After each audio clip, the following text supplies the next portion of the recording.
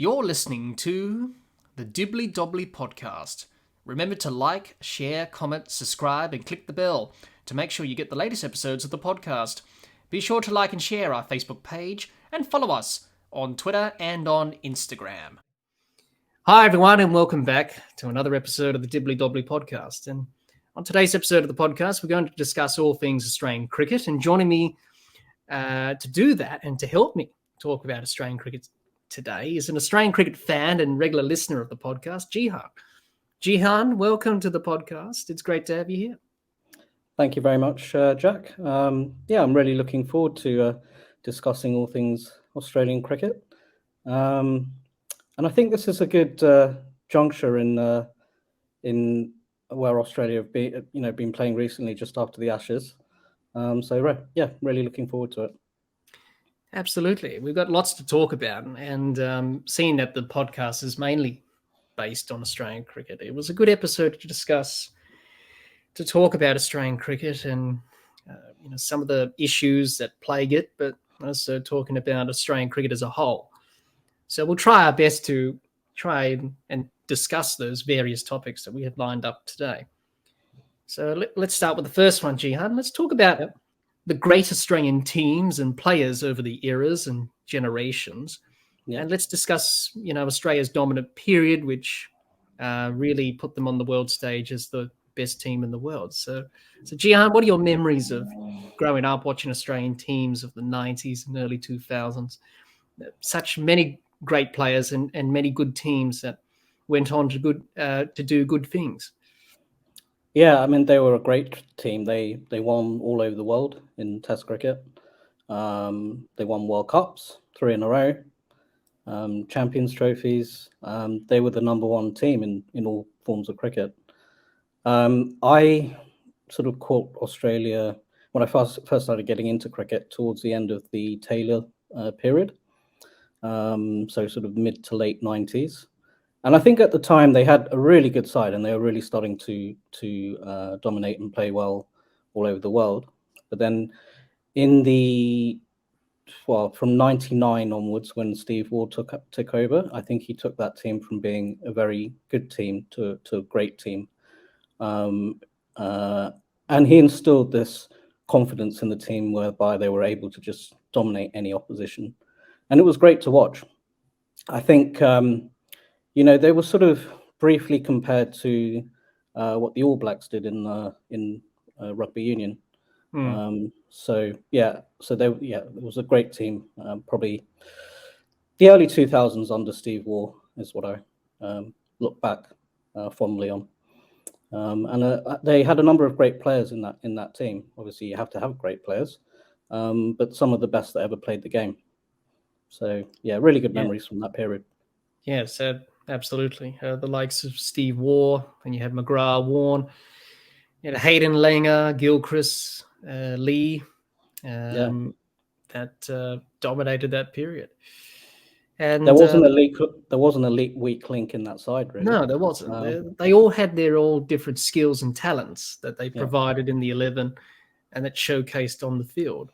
To win 16 Test matches in a row is a proud achievement. Did that twice. Obviously under Steve Waugh the first time, and then at Ricky Ponting when he took over the captaincy from Steve Waugh. And to do that twice, it just shows how good of a team they were. Obviously, the current day team has a lot of great players as well. You have Smith, you have Cummins, Stark, Lyon, Hazelwood, David Warner, when he was in his pomp, was very dominant. So the current day team has been a very good team itself and building its own legacy and that. No doubt we'll talk about that a bit later on in this episode. But what are your thoughts on the modern day team, Jehan? There's been a lot of talk about them being better than the other teams before, as we've just mentioned, with Steve Waugh and then Taylor, and before that was Alan Border and etc. Do you think that this team is better than the team of the early 2000s, late 90s under Waugh and Taylor? Or do you think different time, different era, different generation of players? Look, I don't think they definitely haven't reached the heights of those teams of the late 90s and 2000s. Probably, I mean, they're a very good team. They've won a lot around the world. Still struggling to win a series in England and India, which are the two countries that they've struggled in overseas. Yeah. They've been described as a nearly team, so they've done a lot of really good things, but I don't think they've quite reached the heights of even that Mark Taylor team of the late 90s. Yeah, so, and I would say there's probably been a few, if you compare both the teams of both of those eras, I think you could say that there's probably been a few weak links in this side. I mean, if you look at the batting, for a long time, it was basically held up by Steve Smith and David Warner. And then when they were both banned for a year, the batting seemed to collapse a fair bit. They built a really good bowling attack. All four of those bowlers together, I think, are the only four bowlers to have all taken over 200 wickets whilst playing in the same side. But I suppose they haven't quite managed to do it overseas. In particular, as I said, England and India, because those are the main ones that you'd be looking to win as a side. Yes, they did talk about that and said it was a legacy-defining sort of year. Tour of India, Tour of England didn't quite go to plan. Yeah, and we will touch on those failures overseas in a moment in this episode. But Jehan, just to finish off about great teams and great players in Australian cricket, who do you think is the best player of this? How would you put it? Who would you think was the most influential player or players in Australian cricket in this period of time and their dominance? Obviously under Taylor and then Steve Waugh, and then obviously this current generation now with Pat Cummins at the helm. Who do you think has been the most influential player of those different eras? So if we're talking about the Taylor and Waugh era, I would have to say definitely Shane Warne. He'd be number one in that list. Shane Warne, Glenn McGrath, the Waugh twins, Ricky Ponting, Adam Gilchrist. Starting to name the whole side here. But I think those would be the most influential players that have just allowed Australia to win all over the world against all opposition, home and away. So those are the players I'd really mention from that era. In the current generation, we have, who's Steve Smith, also known as the modern day Bradman. So I'd have to say, Steve Smith, David Warner, and then all four bowlers. I don't really think you could leave one of those out. Definitely Pat Cummins. He averages 21 or something ridiculous in Test cricket. So Pat Cummins, I didn't realise that Stark's record was as good as it has been. So I'd have to put Stark in there as well. And obviously Nathan Lyon's the best spinner that we've had since Shane Warne. So I suppose, with me naming those players in this current generation, there's only two batsmen that I've named there. So there have been weak links. They haven't had a full sort of dominating batting lineup. In recent years, Marnus Labuschagne and Travis Head have come into the side and slightly strengthened that. Usman Khawaja, over a whole career, I don't think really lived up to expectations until this very sort of final part of his career. I guess those are the differences when you compare the two eras. That's what I'd say. Yeah, well, it's very hard to compare eras. Because the game was vastly different in different times and eras and generations. But Australian cricket's been blessed to have many good players in its history. You were going to say something, Gio? I was going to say this is probably one of the best bowling attacks that Australia's had for a long time. with 3 quality fast bowlers and a spinner. In terms of numbers, you could probably compare Pat Cummins to McGrath in terms of averages. Nathan Lyon has been a very good spinner. He was never going to be as good as Shane Warne.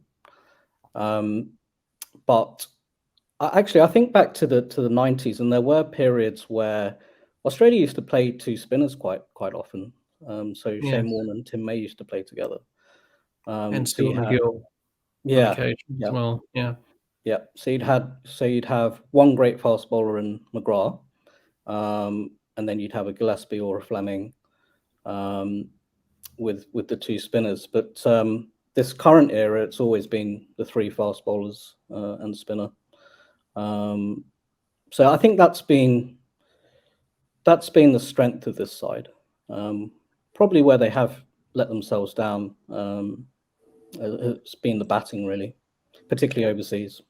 Yeah, I would agree with that, and that's a perfect segue into our next discussion point of this episode, Jehan, and it's talking about the failures overseas, because in England, India, it's been pretty poor over the last nearly 20 years, you would say. Australia, in this recent Ashes series, drew another Ashes series. They retained the Ashes, which is a good achievement, but they didn't win the series. Haven't won a series in England since 2001. They haven't won a series in India since 2004. And they recently lost that series 2-1 early this year. So they've had their difficulties in those countries, and then other parts of the world, they've done okay. They've had success in South Africa. They've had success in New Zealand and the West Indies. But mainly in the subcontinent and England, over the last 20 or so years, they've struggled big time. Be it against the spinning ball in India, be it against the swinging or seaming ball in England, which has been their downfall. So, Jehan, your thoughts on that? That must frustrate every Australian fan, knowing that we've won matches overseas in those particular countries, but we haven't been able to get the job done and win a series. I think particularly frustrating for me has been the Ashes series. They've tended to be a lot closer. We've had quite a few opportunities. Generally, England win the series by a margin of 1 test match. A lot of the times the wins themselves have been, by 2 wickets or 3 wickets or 10 runs. If you look at the margins of the 2005 series, for example, I think where Australia have been a lot closer to winning a series in England than they have to winning in India. The conditions in England aren't quite as extreme as they are when you go to the subcontinent. I think the closest they've been was the previous series. Actually, I think they really should have won in 2019. Yes. They were on top of that. Was it Old Trafford? Sorry, Headingley. They were on top in that Headingley Test match for the first 3 or 4 days, and then they just couldn't get Ben Stokes out towards the end, and he was having a bit of a swing with the tail and managed to play that amazing fourth innings. So, and even then, they were 2-1 up going into the Oval, and they had a horrendous first day. I'm not sure why Tim Payne won the toss and bowled first. They dropped about 3 or 4 catches, and that was on a pretty flat pitch, and in good weather conditions as well. Not only that, they would have been exhausted, or the bowling attack would have been exhausted from finally, getting those last couple of wickets at Old Trafford. So I think he should have really batted first that time. So they sort of ended up throwing away that series. Their use of DRS wasn't great at Headingley. They were also cost by the umpire falling asleep towards the end, if you remember. So I think that was their best chance, and I really do think they were the better side in that series. Yes. It ended up being 2-2. This recent series, Australia had a lot of chances, but overall, I think I would say England were probably the better side overall. I know that the Old Trafford Test match ended up being a draw with almost 2 days lost to rain. I mean, it's hard to predict, but I think in all reality, England probably would have won that test if they hadn't lost so much time to rain. So I think 3-2 to England was a fair reflection of that series. As it was 2-2, and Australia went back home with the Ashes. What's also frustrating for me is over these 20 years since 2005, they seem to be making the same mistakes over and over again. So batting collapses when the ball stops moving around, tail end runs, and tail end slogging. They just don't seem to be able to finish England off when they're on top. So this team hasn't really had that ruthlessness of the team of the 2000s. So that team under Steve Waugh, when they got on top, they buried sides. This team get on top, they get ahead by a mile and then let the opposition back into the game.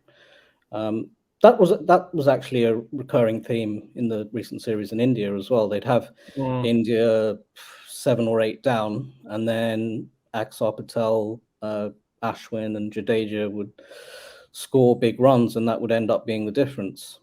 And going back to this series, at Headingley, when the series was on the line, 2-0. Australia were 2-0 up. They had England 160 for 8, with a lead of around 100.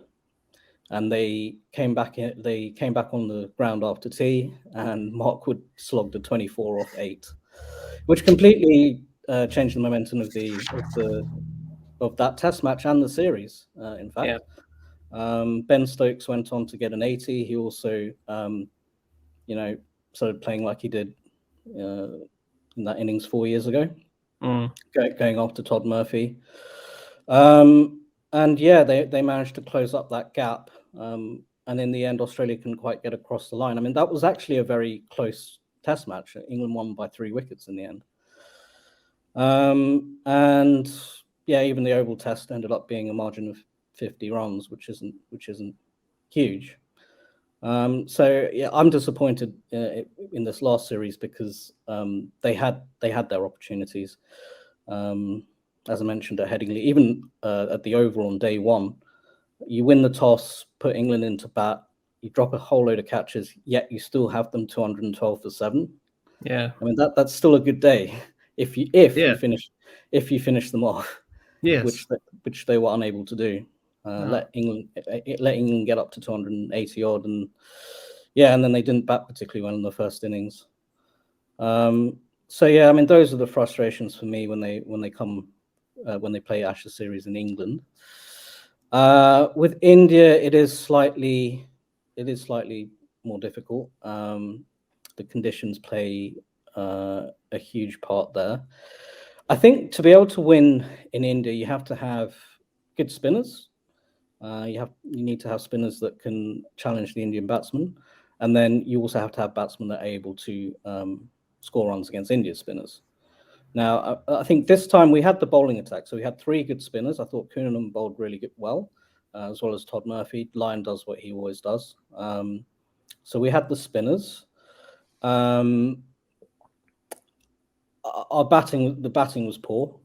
I think the first Test match, there was one innings where they got obsessed with blocking and just got bowled out, and then the second innings they came out and started reverse sweeping and sweeping at everything. So they didn't really have a game plan. I think the one batsman that did pretty well in that series was Peter Hanscom. He looked fairly solid against the spin. And then Marnus Labuschagne and Travis Head sort of improved a little bit towards the end. Travis Head was dropped for the first Test match. I don't know if you remember that. Yes, he was. Yeah, which was clearly a wrong decision. Well, it Yeah, was, but that was his record previously in Pakistan and Sri Lanka, which wasn't ideal. But he was in form and he had a pretty good, last couple of years or so. Yeah, and And when he came back into the side, he played really well, and they won that one Test match in indoor. Indoor. So this time the batting wasn't quite up to it. I think the real disappointment was Steve Smith, because you go into a series in the subcontinent, and you expect him to be comfortable and score the most runs, because he is their best player at the spin, but he really struggled in that series. Yes, he did. Which was completely different to the previous series in 2017.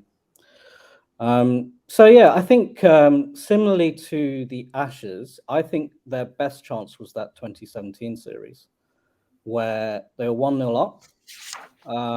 They were dominating, I think it was either the second or third Test match, and then ended up losing in the fourth innings run chase, when they pretty much dominated the whole Test match. If they get across the line, they get across in Bangalore, and Nathan Lyon got eight wickets, and then India just did what they always do at home, and they demolished Australia, and they lost, and they went on to lose the series 2-1.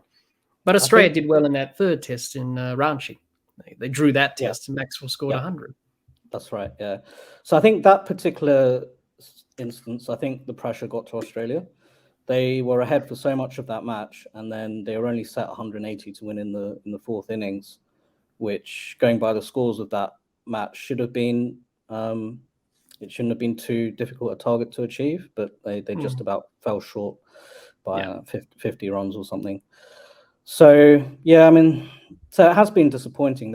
It's not like they haven't had their chances. They have had their chances, but they haven't been able to bring it home, which is disappointing.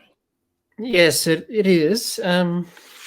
But they have won series in the subcontinent. They've won 4 series in India since 1956. They've won 14 Test matches and lost 23. Obviously, the famous tied Test in 1986, and they've drawn 16 from 54 matches. You have a look at that record. That's not bad. Yeah. In Sri Lanka, it's pretty good since 1983. 18 matches. They've won 7, lost 5. Drawn 6, they've won 4 series. So it's not bad in Sri Lanka. In Pakistan, since 1956, they've won 3 series. They've won 4 matches, lost 7, drawn 12 from 23. So that's an okay record. That's not bad. In Bangladesh, since 2006, they've won 1 series, and that was in 2006. They've played 4 matches, won 3 and lost 1. So that's not bad either. And then obviously in the UAE, you would say they've won 1 series because they played Pakistan in 2 Test matches there in the early 2000s. And then they played Pakistan in 2014, which they lost that series. So technically they've won 1 series. They've played 6 Test matches, won 2 and lost 3. Obviously those 2 wins were against Pakistan in the early 2000s, where they bowled Pakistan out for 50-odd on both innings on 1 occasion. And the 3, that's what they lost that series in 2014 in the UAE against Pakistan. So they've had very success, Australia, on the subcontinent. And in England, in the last few years, they've had their moments. They've won a few Test matches. But it's mainly the subcontinent where they have struggled the most. I think those struggles in India really only, in terms of results, really only started probably from the 90s onwards. I think they lost 1 series in 78, which was a weakened Australian side. I think they lost that series 2-0. I think that's the first time they lost to India. Then you obviously had the drawn series, and they only used to go every 10 years in those days. Yes. You had the drawn series in 86-7. And then come the 90s, they just used to keep going there and losing. The very first Border Gavaskar series was a 1 Test match in Delhi, which they ended up losing fairly convincingly. I think that was Brad Hogg's debut, actually. Shane Warne didn't play in that test. And then they went back in 98, got beaten quite convincingly. And then 2001, they were on top for the first half of that series. And then Dravid and Laxon battled all day. And Kolkata, and that backfired on Steve Waugh, trying to follow on. But that was the best way to win, and it backfired, which happens. Yeah. So they've had their opportunities. Yeah. So I think going forward, maybe some better planning and preparation. Batting against the spin seems to be the weak link. I do think they have the spinners to succeed and thrive on the subcontinent. I'm not sure if Nathan Lyon will be able to go for one more series. I think it'd be great if he could. And also knocking over those last few wickets. I don't think Australia utilised their fast bowlers as much as they should have done in that last series. I mean, they went into a couple of test matches with only one fast bowler, and Pat Cummins didn't actually bowl that much, and he was going through some personal issues and things at the time. But if you noticed with India, they always played two fast bowlers. Yes, they did. So there is a role for fast bowling in India and in the subcontinent, in particularly reverse swing. And you need those bowlers to be able to knock over the tail. I don't think Stark didn't really play much in that series, did he? I think he was injured initially. No, he didn't. Cameron Green didn't either. They only played until the third test because of Stark's finger and Green's finger as well, which happened in Australia against South Africa. Yeah. So he didn't feature that much early on in the series in India. Yeah, so I think they were a little bit unlucky with that as well, because he may have been able to knock over the tail with reverse swing. Yeah. So look, I think they will have their opportunities again. I don't think they're too far away, to be honest. I think they're closer to winning in England than they are to winning in India. And again, in England, I think a lot of it has to do with tactics and preparation as well. I think what they need to do is go back through the previous series and really analyze where they've gone wrong. Letting England back into the game, as I mentioned in this previous series in Headingley and at the Oval, they're going to be key turning points in that series. And it is something that has happened quite regularly, so maybe something to think about there. The other thing I'd say is England kind of play like they've got nothing to lose. So if they're a long way behind, or Australia completely on top, they just start swinging the bat. And if they get away with it, they might get England back into the game. If they lose wickets, then they don't really think about it too much. So maybe Australia need to go into the series with a little bit more of that kind of attitude. I was during one of the lunch intervals, they were interviewing Stuart Broad, and he was talking about the 2009 series, and they showed the 5-wicket haul that he took at the Oval, which completely changed the momentum of that Test match again, and swayed it towards England's favour. And he was talking about the previous Test match at Headingley. I don't know if you remember this, but it was a heavy victory for Australia. So they put England in on a green seamer, bowled them out for 120 or something. Then the wicket flattened out. They piled on the runs. Ricky Ponting got runs, got a huge lead, and then came into the third innings. It was just they ended up winning by an innings. It was just a matter of getting those 10 wickets. And towards the end, England were really far away. Like, I think they had to score another 150 or something to make Australia bat again, which they couldn't do.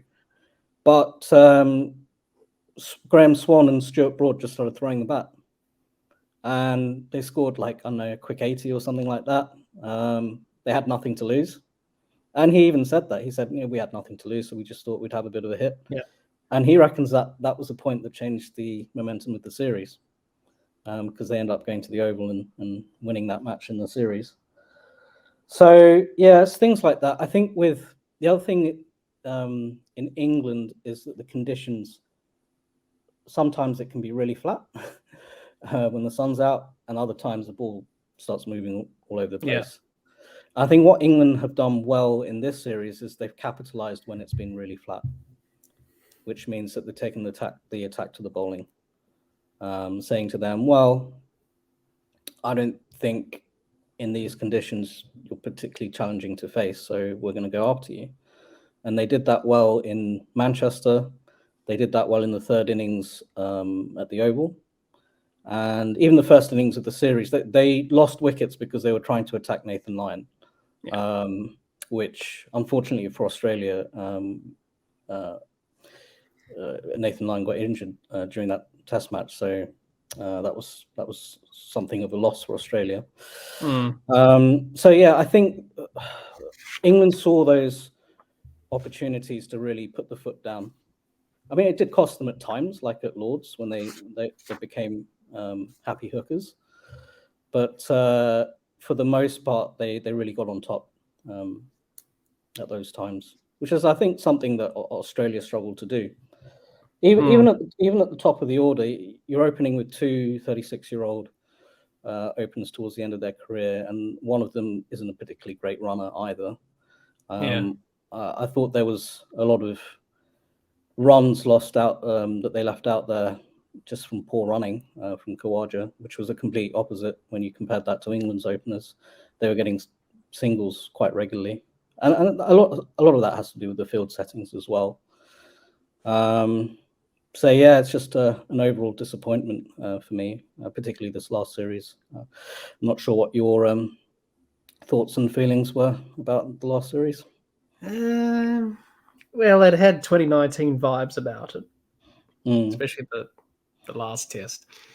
And the last test panned out how it did in 2019. Australia won the toss. They bowled England out for 200 odd, and then they got bowled out for 200 odd. Then England piled on the runs in the third innings, and then Australia had to chase nearly 400 to win, which was going to be tough. But they nearly could have done it. But obviously, we all know what happened there with the ball being changed, and that wasn't the reason Australia lost the Test match. They lost it because they didn't bat well and didn't bowl well. You can't pin it on that ball change alone. I think it was just a bit of the ego, I think. I think that our brand of cricket is better than your brand, telling that to England. And, I think Australia didn't adapt. I think all teams have struggled against this England side because they don't know what to do because all their batters are attacking them and advancing down the wicket. But why don't you just bowl slower balls and change-ups and Yorkers like you do in T20 cricket? T20 tactics.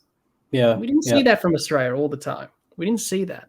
We saw it from England in their bowling at times. But not from Australia. So they didn't. I think you have to attack more with the new ball. No matter how flat the wicket is and how little movement you're getting with that new ball, there's always going to be opportunities. I was thinking back to I don't know if you can remember Sehwag's 195 at the MCG, where it was a really flat wicket and he just essentially destroyed the Australian bowling attack. Yeah, but Steve Waugh would keep like 5 or 6 slips and collies in the whole time. Yeah. And they got wickets at the other end. And then once he got out, they managed to clean up the rest of the batting order. I think that was Australia's problem as well. They were a bit conservative in the field settings. They just put the field back because they didn't want to leak too many boundaries. Yeah. It doesn't matter if they hit a few boundaries away. If you nick off the openers or nick off most of the batters to the slips or gully or keeper, then you're taking wickets, and that's good. But I think Pat was a little bit, gun shy. I think he said, well, we're going for runs here, and then that allowed England to pick up easy singles, and before you know it, they're none for 50, like in 6 overs or something, and Zach Crawley's on 50, and Ben Duckett as well. So you still have to give yourself the short ball ploy as well. They overdid that at times in the series. For sure. They didn't get it high enough. It was hip height. not much venom or pace on it. You need to bowl a really good short ball at the head or the armpit. And it do became that at times, and that tactic sort of was wearing thin towards the end of the series. It became predictable, and yes. guys like Wokes and Wood were just backing away, expecting it. So I think you have to give yourself opportunities to take wickets, especially with the new ball. In that Oval Test match, how many times did Harry Book nick off? About 4 or 5. 4 or 5. And eventually they caught one when he was on 70 odd. So the opportunities are going to be there. The other thing that I would say, and England have done this for a number of years, they do tend to pick a team that has strong lower order batting. So they'll pick a Johnny Bairstow over a Ben Foakes. They'll pick a Moeen Ali over a frontline off spinner or frontline spinner. Well, they sort of had to do that because Jack Leach was injured, so they had to go back to Moeen in that regard. Yeah, so Jack Leach was injured, but they still could have gone with a frontline off spinner. I think they picked Moeen more for his batting than anything, and he's a decent spinner. He can do a job. He can do a job with the ball, which he ended up doing. And then who else? Chris Wokes. They used to like to pick Chris Wokes a lot for his lower order batting. Actually, I mean, this series, Wokes' position was justified by his bowling alone. But that's something that Australia don't like to do. And I was thinking even towards the very last session of the series, when Australia had that collapse, but they're still not too far off. It just took one partnership. And then Carey ends up on his own batting with the tail. Yeah. And he's just sort of blocking and taking singles and it eventually nicks off. I was thinking if that was an England top order batsman or Bairstow or Stokes they'd just have a swing. It doesn't matter if you lose by 20 runs.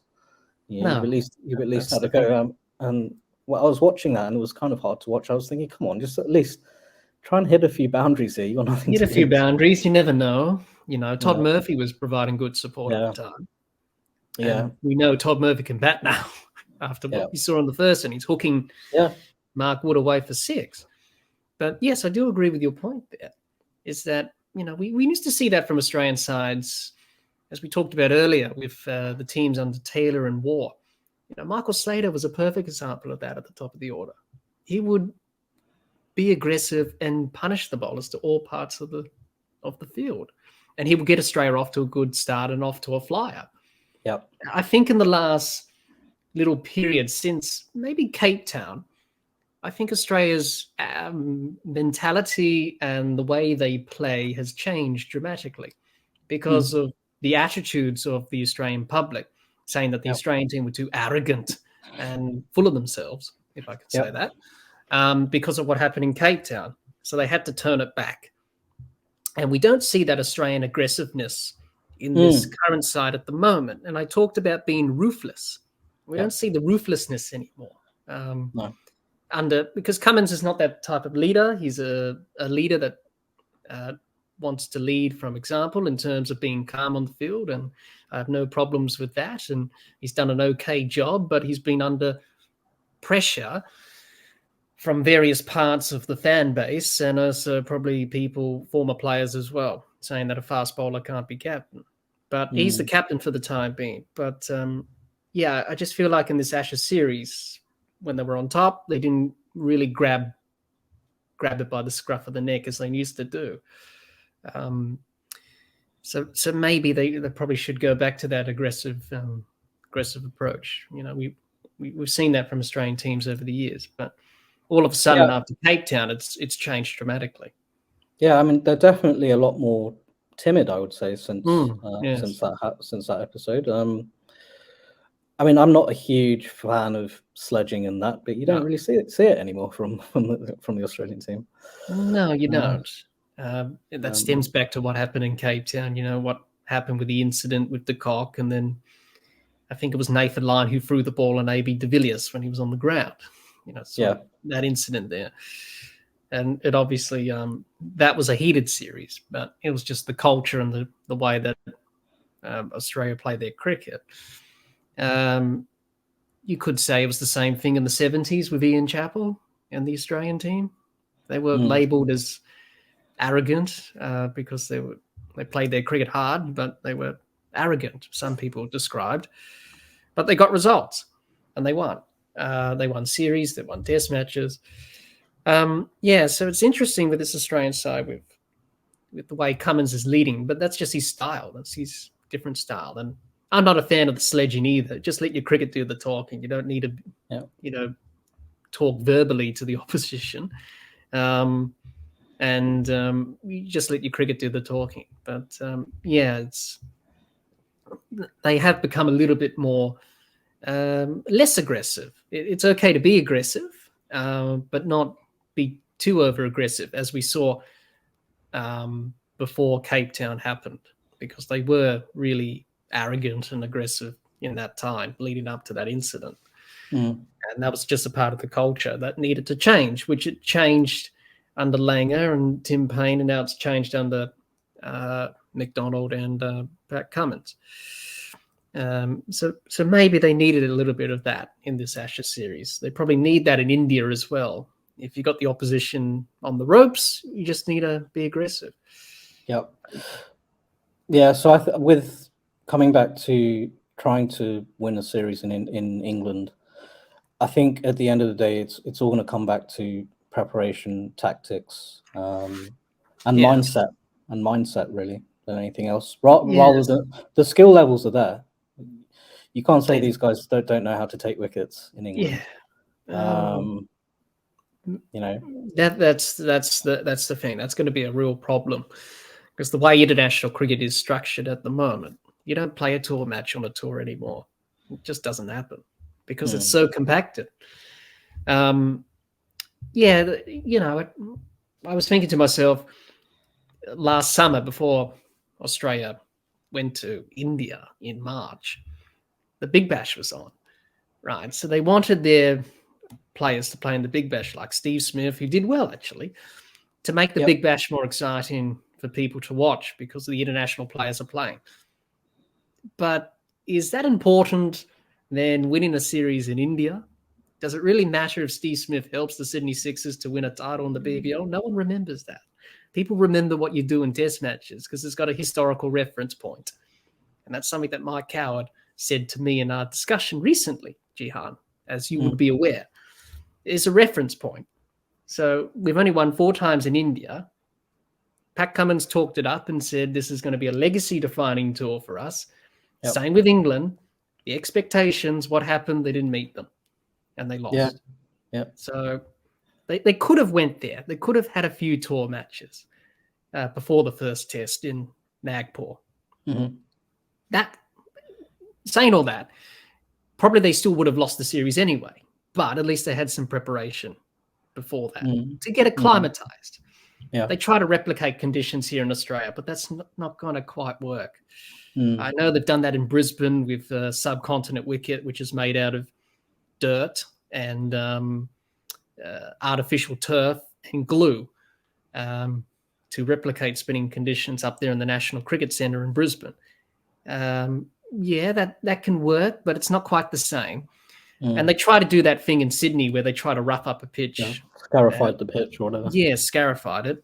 That's not going to work either because it's different soil, different conditions, different climate.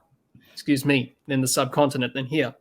Yeah. The only way you're going to get better is by going over there and playing on those surfaces yourself. That's how you prepare. That's going to be the challenge for Australia. Maybe have some more A tours. It will benefit India greatly as well as Australia because they will play their younger players that want to aspire to play for India. They can play against Australia A and do that. So it will work both ways for both parties, I think.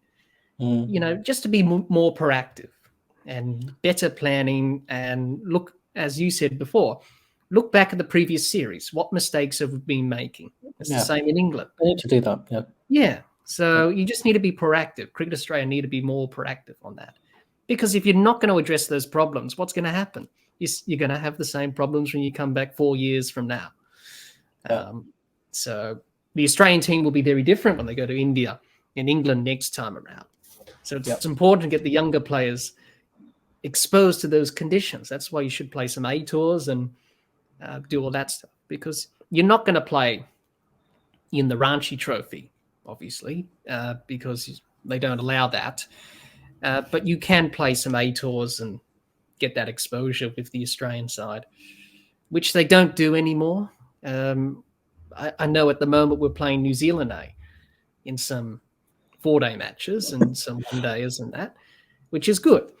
To get those youngsters exposed to playing different teams, but also in different conditions. It's the same in England as well.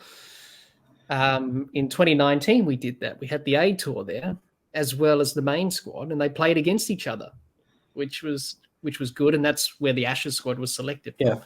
Yeah. So, and even people said before this Ashes series, we didn't play any tour matches.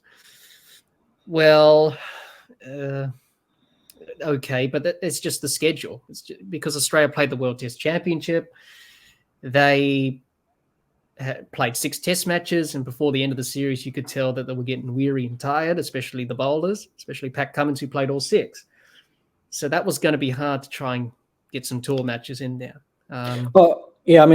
One thing I'd say is playing 6 test matches in 7 weeks or whatever it was is just ridiculous. I don't think that's sustainable. No, it's really not. It's the way world cricket is at the moment, Jehan. It's the way that cricket boards structure tours now. It's all compacted in 1 or 2 months. That's it. Whereas a traditional cricket tour would go on for a few months, couple of months, maybe 3. Especially back in the old days, because you will play tour matches, you'll play first-class matches in between the test matches. Whereas back in the old days, they used to play a test match and then a 1-day match and alternate between the two. Yeah, they would do that. Yeah. But times are changing now. T20 cricket, the fixture, the calendar is just so compacted. You can't do that. So I don't know. I think it compromises on the quality of the cricket, which is unfortunate. And you could see players on both sides were really quite weary towards the end of that last test match. Yes. They were getting injuries and stuff like that, and tired and fatigued, because mainly England wanted to have this Ashes series in June, July because of the 100 in August, which is a controversial format, as many people have talked about and voiced their opinions on. But for the first time ever, we didn't have an Ashes test in August because of that. It's just the changing nature of the world. So I don't know how Australia will do that, but they really need to have a deep think about their potential options going forward in future tours to the subcontinent or England. They will win there eventually. It's just a matter of when. Will it be 4 years or another 4 years? I think they're closer to winning in England than they have been for a while. They actually, when you think about it, they haven't actually lost a series in England since 2015. No, they haven't. And, so they're managing to retain the Ashes, but just can't quite get over the line to win. Can't quite get over that last hurdle, which is very frustrating. But you'll take a retain. A drawn series to retain the Ashes. It's not quite the same feeling as winning the series, and then you won the Ashes, literally speaking. What about India, Jehan? Are they close to winning than India, or do you think that's still far off? I think it's a little bit further off. I am quite encouraged by the spinners that are coming through. Especially Todd Murphy. Todd Murphy's excellent. I thought that Kuhneman was pretty good as well. Yeah, Kuhneman did well. I first saw him playing in an ODI against Sri Lanka on their Sri Lanka tour the previous year, and I thought this guy looks pretty good. But I think I'm not sure if he plays a lot for Queensland. I think he's been struggled trying to get into that first 11. Yeah, he's played a few games. He's played over 10 matches. Yeah, so we have cricket, so he needs that a bit more exposure, and he's not going to play for Australia in Australia because they're going to play Nathan Lyon, and they're going to have one spinner. They always talk it up in Sydney that we're going to play 2 spinners, but it doesn't turn as much as it did back in the day when it turned square. So So I he think did it's well. Todd Murphy did well. Ashton Agar, well, he wasn't really considered. Really, he played in Sydney against South Africa because they wanted to have a look at him, and they didn't take him on the tour. I think Ashton Agar's more of a limited overs bowler. Yes, yeah. But they do have other good spinners coming up, like Tanveer Sanger's. Yes, Tanveer Sanger's done well. That's the thing. I think Australia need that sort of leg spinner. Sort of role. Off spin's good, and left arm orthodox, run orthodox is there, but you need that leg spinner. And probably Tanveer Sanger is probably the one. I know Mitchell Swepson's been tried. He's had a varied career. Struggled in Pakistan a little bit, be it on those flatter surfaces. And did he play in Sri Lanka? Yeah, he did, I think. Yeah, he did. He got some wickets in that first match. Yes, he did. He got some wickets in that series, so he did okay there. I think he played in India. I think, did he? No, I don't think he did. No, it was mainly Lyon, Murphy, and Kuhneman. Yeah. So he didn't play there at all. I think he went home to have a baby or something. Yes, that's right. He went home because of his child was being born. So so it'll be interesting to see how Australia shape up for the subcontinent, and also how many batters are competent in terms of playing spin. So I think that's where the weak link is.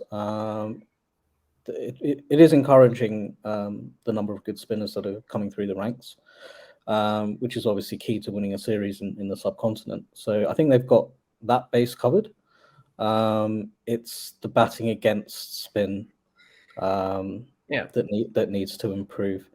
I was a little bit disappointed with Marnus Labuschagne on that series, to be honest. I thought he'd handled the spinners a lot better than he did. Travis Head has probably improved a little bit. Steve Smith had a horrendous series, which was a bit of a shock. I didn't see that coming. And David Warner only played 2 Test matches. Yeah, and David Warner was struggling against the fast bowlers, so he didn't even really get much of a look in against. Literally, that's how he got injured. Siraj broke his elbow, I think, and he had to go home. Yep. So, and then of the guys that came in, I thought Hanscom looked really good. Alex Carey played the reverse sweep too much. That was his downfall. The Thailanders, the other disappointing one for me was Matt Renshaw, because he had a reasonable series the last time, but then when he came into this series, he was like a walking wicket. Yes, it was. He didn't really handle it too well. So it'd be interesting to see what they. I'm not sure if Steve Smith will make another series in India. I mean, that would probably be 4 years away. That'll be 4 years away, you would think. So he's probably. The batting would have to be led by Travis Head and then Marnus Labuschagne. It'd be interesting to see what happens there, but hopefully Australia can learn the lessons of the past and finally win a series in England and in the subcontinent. They've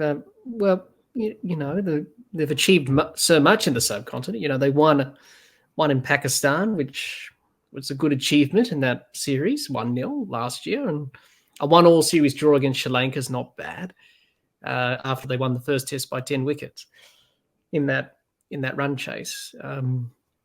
But in the second test, the spin undid them. Pradap Jayasuriya taken 10 plus wickets in the match. Yeah, I mean, they kind of lost the plot in that series as well. They were on top for a long period of that series. They dominated the first test match. I think. Yes, it was mainly the second test where the wheels fell off a bit there. The things really. At least it's better than last time. In 2016, they lost 3-0, so it's better than that series. That was probably their worst series in Sri Lanka. 99, they lost 1-0. That's the first time they lost to Sri Lanka, I believe. Yeah. And that was Steve Waugh's first series as captain. He didn't get off to a great start. No. He they lost that series 1-0. Two of the test matches were heavily rain affected, so ended up being draws. He broke his nose in one of the test matches. Yes, in he the did with field. Jason Gillespie. They collided Yeah. in the field. Jason And then- Gillespie broke his knee, Yeah, which was and a then- horrible incident. then- It's still on YouTube, actually. You can watch it. It's horrendous stuff. Yeah. So that was a horrendous start for Steve Waugh. And then 6 months or 4 or 5 months after that, they went to the Caribbean and was struggling to get Brian Lara out. So it wasn't the best of starts for Steve Waugh's captaincy. No, and then obviously the Shane Warne thing with him happened on that tour as well, and that's why Shane Warne didn't really see eye to eye with Steve Waugh after that, as we know. Yeah. But they then went on to win 16 Test matches in a row, and then they went on to become the great side. So and they won the World Cup in '99 as well. Yeah, so, and the World Cup. Yeah. So they did pretty okay. All captains start out like that. You have a few bad games at the start, and then you pick it up. Australia's had very success overseas, but that's the old adage, isn't it, Jehan, in cricket, that you do well at home, but it's very hard to win away from home because you're not used to those conditions. But I think more proactiveness is needed. I agree with that, as you said. More proactiveness and learn from the mistakes and reflect, because that's what you got to do in cricket. And that's why most fans would say India was a failure in terms of the series, 2-1. It's better than 3-1. It could have been 3-1. It could have been 4-0. So, that's just the way how you see it. But I think in England, most people would say it was I would say it was a failure still because you didn't win the series. You would say it's a success because you drawn the series, but if it wasn't for rain at Old Trafford, it would have been a lot different. So then it would have been a failure. So it depends how you look at that. Even Pat Cummins said, it was a good result.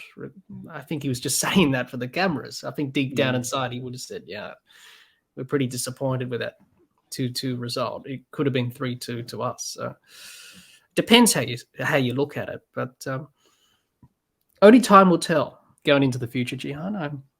Hopefully they can tick it off the list. And I think Nathan Lyon said he probably wants to go around again. So he's... Oh, okay. I didn't know that. I read that in an article on cricket.com.au today or something like that. They talked to Nathan Lyon because he's coming back from that calf injury. He said, I haven't won in England. I haven't won in India, so I might as well go again.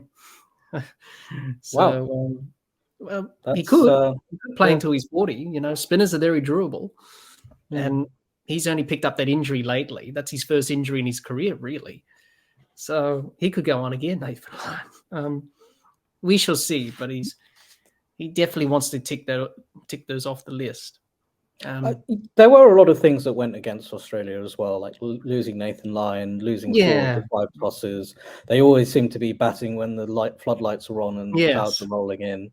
Yes, a lot more so than England had to. And also the last test of the Oval, people said the ball change had a bit of an Well, you can't really blame it on that solely because other factors were in play as well. And that's just the way it goes in cricket. You need a bit of the rub of the green sometimes, and Australia didn't quite get that. It's probably the same in India, maybe as well in that series. They probably didn't have the luck there. But putting that to one side, there were some good performances in those tours that Australia have gone to England and in India recently. There were some good performances with bat and ball, individual performances. So that's encouraging. It's just that the team weren't able to pull it all together in a complete performance, which cost them the series. But we shall see what happens in the future and how they go about that. Let's move on, Jehan, and talk about the transition phase of Australian cricket, the Test team. Obviously, transition always happens to all teams, Jehan, in cricket. You go through a natural cycle. Everyone gets older, and you start to look to the future. Do you think that the transition phase for Australia across all 3 formats, do you think there are going to be some challenges ahead for Australia, or do you think that we're going to see some exciting new talent coming through? Yeah, I think that they're set to lose some very good players that they've had for the last decade. David Warner has said he's going to most likely retire at the end of the year from Test cricket. I don't, Khawaja hasn't said when he feels like retiring, but I don't feel like he's going to last that much longer. I actually have a feeling he'll retire as well during this Test summer. You think of teams, and I suppose it always comes back to you relate it back to Ashes cycles. So looking at that and looking at that team and thinking to yourself, how many of those players are going to go back to England in 4 years' time? Obviously not Warner or Khawaja. I don't think Steve Smith will. No. Travis Head will. Marnus will. Yeah. Mitchell Starc and Hazelwood even probably won't. Pat Cummins is only 30, so he'll go back. Yeah. And you're saying that Nathan Lyon may go back. So well, he wants to. He wants to go around again, so he could be, maybe. Yeah. So there is going to be a lot of transition within that side, even in the next year or two. Yes, we've already seen that with the T20 side and the one-day side in South Africa recently. In that tour that's happening at the moment, we're seeing that, especially with the T20 side, because it's a new look side. And, many players that have done well in that format, they've all played IPL, or just about nearly all of them have played IPL cricket, except for a few. So we've already started to see that already, which is not a bad thing, just to try them out at this stage. But you have to do it gradually. It's not like, all right, we'll get rid of everyone at once. You have to do it gradually and blood in the new players, which they've done in South Africa, which is a perfect opportunity for them. So it is going to be Australian cricket's been through a lot of transition phases. I remember after the great team 2005 Ashes, 2006-07, there was a big transition.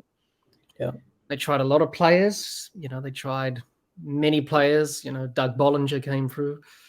Andrew McDonald, the current coach, debuted in that test in Sydney against South Africa, where Graham Smith broke his hand. Nathan, so they tried him. They tried Xavier Doty. They tried Michael Beer in 2010-11 Ashes. He only played that test in Sydney. Didn't play much after that, I don't think. So they tried a lot of players in that time, but they had some very difficult results, especially in that Ashes series in 2010-11. They lost 3 of the test matches by an innings, and they won 1 in Perth, and they drew 1 in Brisbane because it was a flat pitch. And England made 500 for 1, which was a difficult test match for Australia. They've gone through a lot of transition. So I think with this team going forward, the batting has to be led by Travis Smith, Labuschagne, and then Steve Smith towards the end of his career.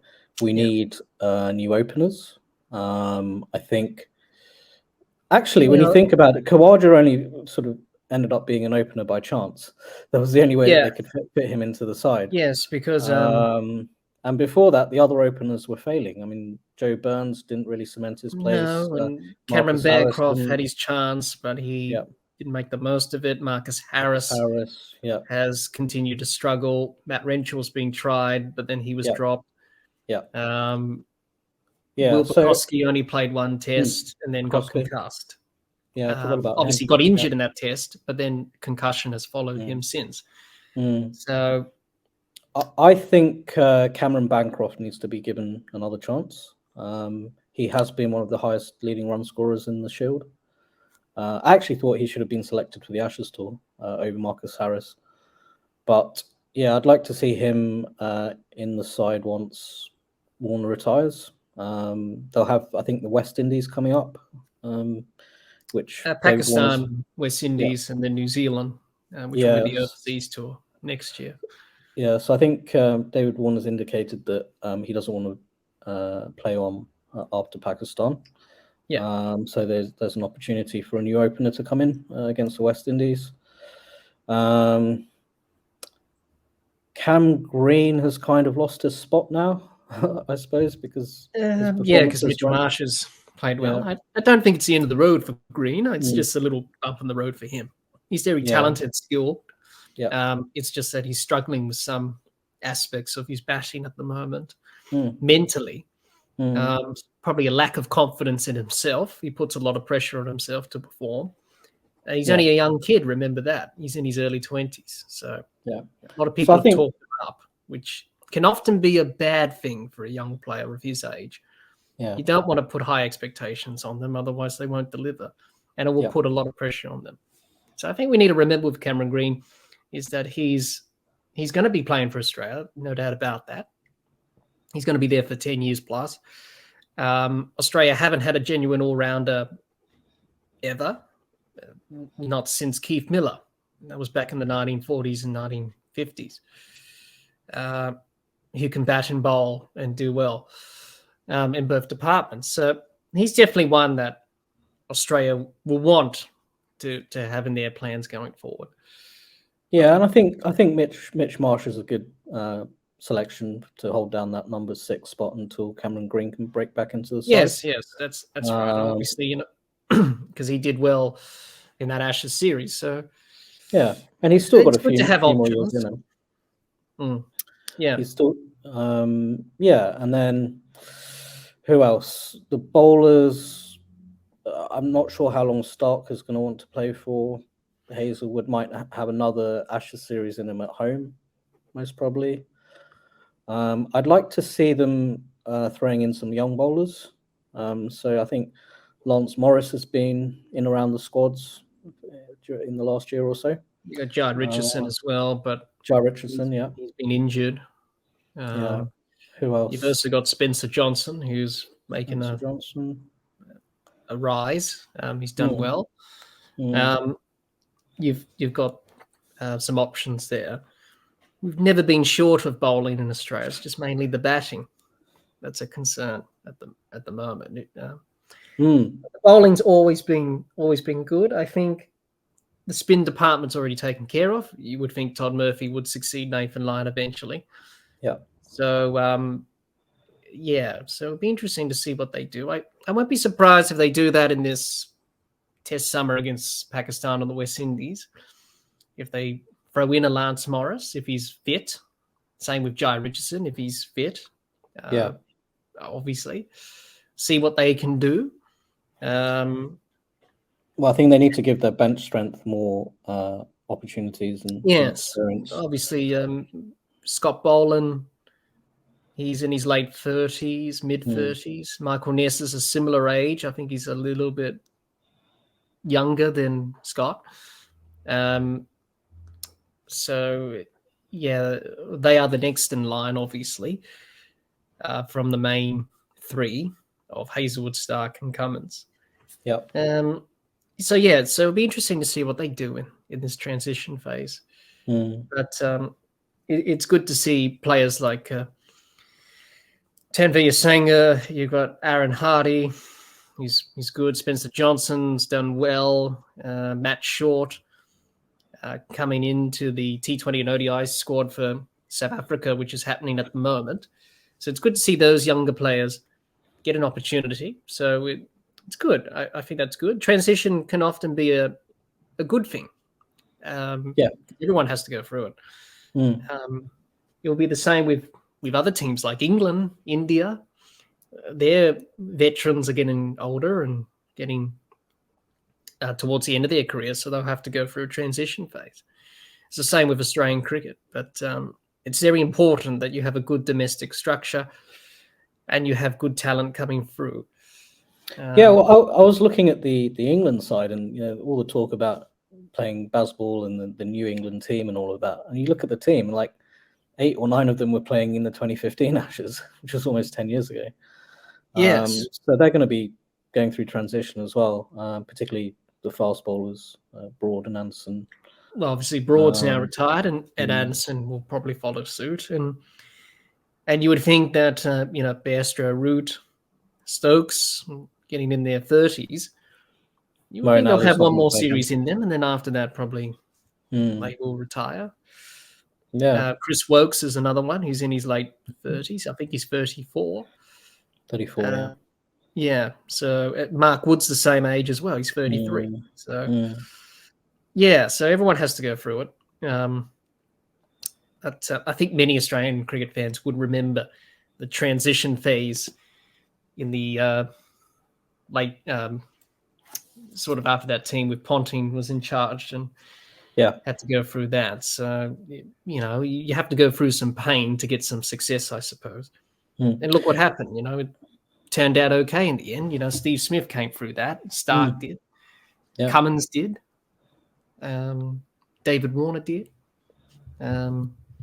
So, yeah, Australian cricket's had some bumps in the road, so especially that test match in Hobart against South Africa was a bit of, So, that didn't quite go to plan. So, sometimes it'll go to plan, sometimes it doesn't with this sort of thing. But who would your openers be to replace Warner and Khawaja?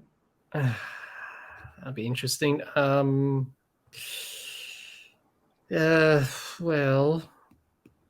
I'm not really sure, to be honest.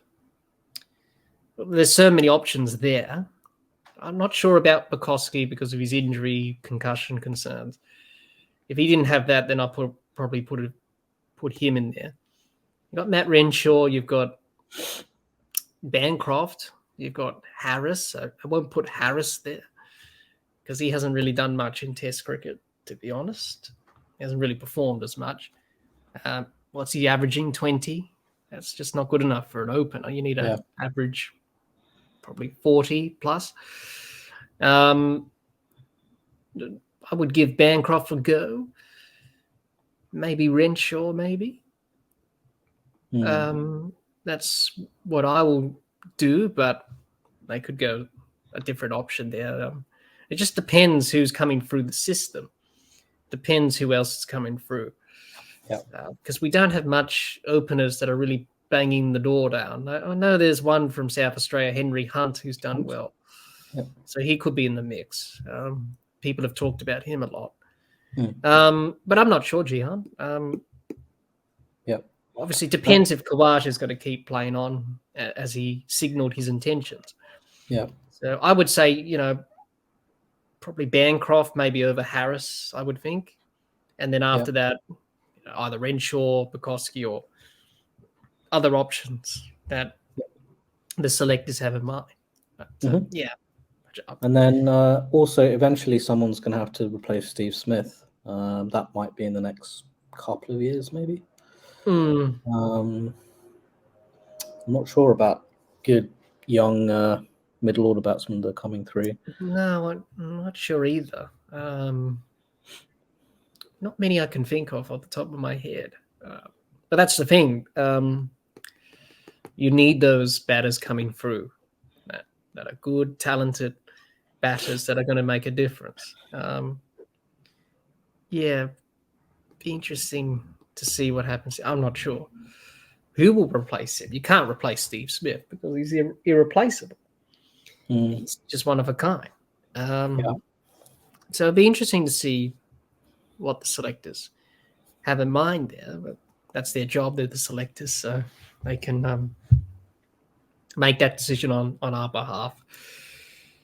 But that's the thing with transition. You never know how it's going to work out, or do you have the players that have the talent and the skills there?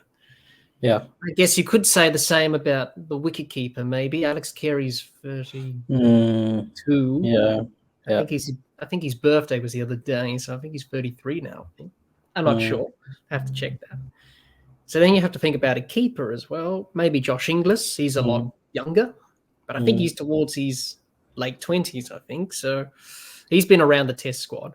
You got Jimmy Pearson, who's done well for Queensland. He's been in the Test squad in the Ashes recently. So you have to think about a keeper as well in the future.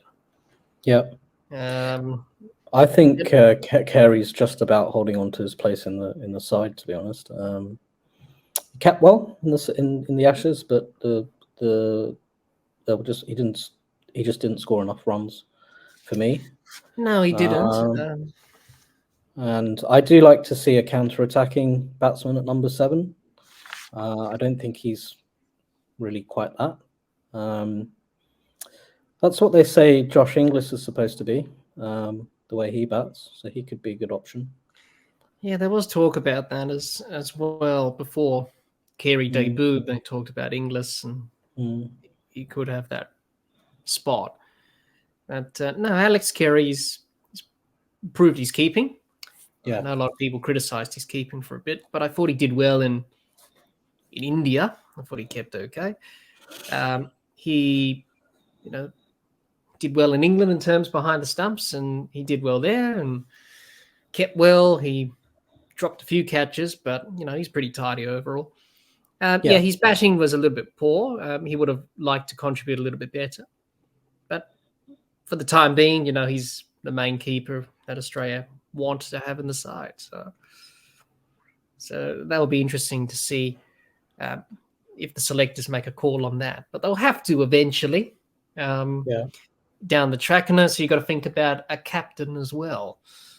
You've got to think about a captain for the Test side. You don't think Pat Cummins will do it for a long time. He's probably got a short window as captain, maybe I don't know how long he wants to go on for, but I don't think it's going to be long. So then who's going to be the next captain? You don't think it's going to be Marnus because he's immature.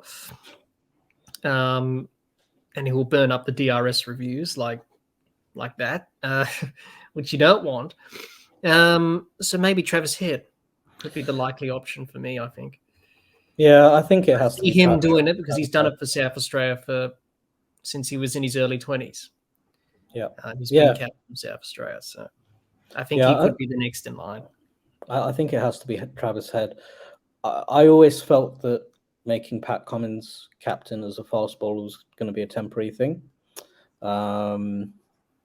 And I think they should have just bit the bullet and made Steve Smith captain, and then finally put the Cape Town saga to bed. But they didn't decide to do that, and won't go into that. But I think going forward, Travis Head would be a good option. Yes, and obviously for the ODI and T20s, I think Mitchell Marsh will be a good candidate. I think he's done well, and South Captain Africa WA. in the first T20 captain well. He led from the front. He scored 92 not out. I think he'll do a good job. Obviously, Cummins will come back for the World Cup and be captain there, but that's only a temporary thing. And then after the World Cup, it's Marsh, I think, going forward. I think he's a good choice. He's well-spoken in the group. People speak of him highly. Good leadership qualities, good team player. So I think he will be the candidate there. But yes, with the Cummins thing, I think he said himself that I'm not going to be captain for a long time. I'm not going to captain as long as Steve Waugh did or Ricky Ponting did. Yep. So you have a lifespan. So I think he's probably going to captain another year or two maybe, and then probably say, I'll give up the captaincy and transition over to probably Travis Head or another potential successor. But we shall see. And he hasn't been terrible. He hasn't been terrible. It's just that he's been good. He's been good. He won a series in Pakistan. That's a good achievement. He won an Ashes series at home. He had a bit of a bad series in England in terms of that Test match at Old Trafford, which happens. He's only human after all. He's not invincible by any means. Yeah, he's still a young captain. We've got to remember that he's still young in the job, and with experience comes. The more you captain, the more experience you'll have and knowledge. Yeah. So he's done okay. He's not terrible. He's just had some challenging periods in India for personal reasons, as we know, but also in England, the way England were playing, it was very hard for him to stop that. So you have to consider those things there. But eventually you would have to say that he would have to step down to think about the long-term prospects going forward. Yeah. And Travis Head's in his early 30s now, I think. So he will be potentially the next successor or someone else, younger. Yeah. But I don't see anyone else who's got leadership qualities in that Test side. Travis Head does because he's captain South Australia. So so actually I listened. They were talking about this on SEN radio, and I think it was Jared Waitley was saying that one of the things that goes against Travis Head is the fact that South Australia is so low down Yes, in that's the right. table. Yeah, South Australia. In the Shield, but I don't really know why that would come into it. I mean, if he's a good captain, he's a good captain. That's different. That's just domestic cricket. That's different to international cricket. I don't think that has any bearing on whether or not he can do the job well enough. I think he can. It's just South Australia haven't had many successes in the Shield because obviously because the team has been struggling for some time. It's not Travis Head's fault. It's so I don't think that should be a barrier to making him Australian captain. No, I don't think it should. I don't think it comes into it. Yeah, and I'm sort of in the camp that I think it's always a little bit risky making a fast bowler captain. I wasn't particularly pleased with that fair enough. And you saw during the Ashes there was a tendency to overbowl himself and try and take all of that responsibility on himself, which is a difficult thing to do as a fast bowler. It is, especially when you have to think about bowling and then you have to think about field settings. But that's why you got Steve Smith who's doing that. So he's done a decent job, but I think it would be good to transition on to a new captain maybe in the next couple of years or so. Yeah, absolutely. He'll make that call pattern and the selectors, and they'll make the best call for Australian cricket, you would think. But yeah, the selectors, it'll be interesting to see what they do in the transition phase. But we have some exciting players coming through, and hopefully they'll do a good job for Australia and win test matches. Just coming back to Travis Head, you may see a scenario where he ends up being captain in all formats because he does play. Could be an option as well. But it depends how well Marsh does in the series in South Africa. If Marsh wins both series, then I think he should have the job anyway. That's just how I see it. I think he's a good leader. I think he's leading. He captained WA in the Perth Scorchers, so he's got experience domestically as captain. And I think he captained the under-19 side in the under-19 World Cup in Australia in 2010, I think, or 2012, one of the two. So he's got leadership qualities. Good leader, Yeah. So he's, even the team says he's a good team man, and they speak highly of him. So I think he should have the job. But I do agree with you there that if Travis Head's appointed as Test captain, he could be the captain of all three. But we're sort of leaning towards more of a specialist role with teams and captains now because of the three formats. Yeah. And that's going to be sustainable because I don't think one person doing all three is not sustainable anymore, I don't think. Yeah. It used to be back in the old days because T20 wasn't as popular as it was now, as it is now, I should say. But, you've seen that with other teams. You've seen that with New Zealand with Kane Williamson. He stood down from the Test captaincy, and Tim Southey's now captain of New Zealand. He's a bowler. But he's sort of towards the end of his career anyway. And you've seen that with India. Rohit Sharma's not captaining T20s anymore. It's Hardik Pandya now, is it? So you're starting to see that from all teams now, that it's just one captain for one specialist format. Yeah. That's just how the way the game is. So, but I think sometimes you can have one captain two formats. I think you could do that because it depends how many ODIs and T20s you play during the year. You can do two. Whereas if you do all three, it's just too much. And that's what I thought with Cummins being appointed as the one-day captain. Well, in that series against England last summer, it was Josh Hazlewood who captained in Sydney. Yeah. So Cummins didn't play because he was rested, and they only did that because of Aaron Finch retiring. So they needed someone to be captain. They chose Pat. I would have gone with a different leader just to give him, that experience, like probably Mitchell Marsh. Let's just say this for argument's sake, just to captain in the World Cup. But it's a World Cup. You want someone who's captain already. They didn't want to take a risk on Marsh or anyone else, so they went conservative and they went with Cummins, which is fine. That did seem to be a bit of a confused decision to me. Well, it And a depends lot. because in a World Cup, is he going to play every game? Well, Is this is the thing. you play After they 9 made, games because it's 10 teams? Is he going to play all 9? No, he's not. It depends on conditions. If you want to play 2 spinners because it's in India, so therefore maybe Smith may captain a few games if Cummins is out. yeah. That's So the thing. So he actually said after that decision was made that he's most likely not going to play every game. So you think to yourself, okay, then well, obviously he's not why did he playing make because of that captain? injury he got because of his wrist. Yeah. So he's not in the No, ODI I mean, squad like in South Africa. even going forward, he said, I'm not going to be able to play every ODI. No, So I won't always be captain. no, you won't. So Yeah. I think it was just a temporary solution Yeah. because of Aaron Finch's retirement last summer. Yeah. And they needed someone. He's already been captain, and they didn't want to take a risk on anyone else because it's a World Cup. You need a good leader. And Pat's done an okay job. So I can understand that decision. But then going after this World Cup, I think you probably have to look at maybe Travis Head and Mitchell Marsh, probably candidates to replace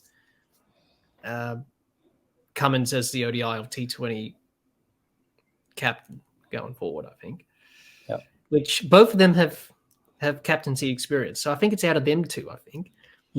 Obviously, they won't go back to Smith.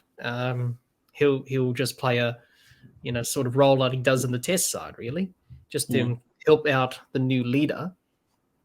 But yeah, those are the only two I see in the one-day T20 squads that I see as captain of those formats.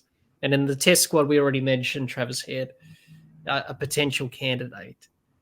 Because I think they'll definitely go back to a batter. They won't go back to a bowler because they've already tried it with Cummins. And Cummins has already missed out a few test matches. And Smith's captain, and he's done an okay job. So it'll be interesting to see what they do there. Hi, everyone. Hope you enjoyed part 1 of our cricket discussion with Jehan on Australian cricket. I hope you enjoyed hearing Jehan and I discuss the great Australian teams and players, Australia's failures overseas, and the transition phase with the Australian team. Stay tuned for part 2 of our cricket discussion with Jehan on Australian cricket.